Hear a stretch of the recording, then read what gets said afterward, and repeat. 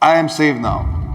Just because I was saved, just because I am belonging to a church, that doesn't mean that I'm mature or I'm in that maturity as God would like me to be.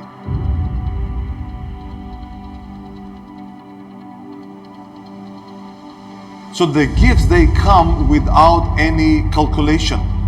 Like God will not calculate, well, I will give the gift to him when he's 60 years old.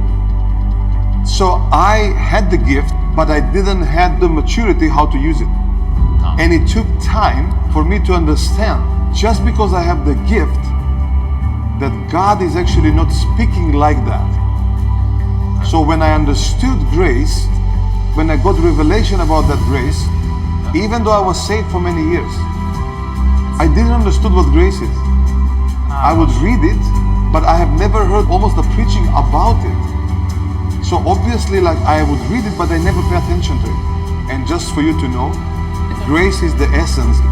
And even if I see things are wrong, I will try not to avoid to expose the person. Jesus came, John 1:14, the word became flesh. And John says, and we saw the glory of the only begotten Son of God. And then he describes what was the glory upon Jesus. And he says he was full of grace and truth. Most of the prophets, they are really interested just to speak the truth. And they should. That's one component. But there is another one. It's called grace.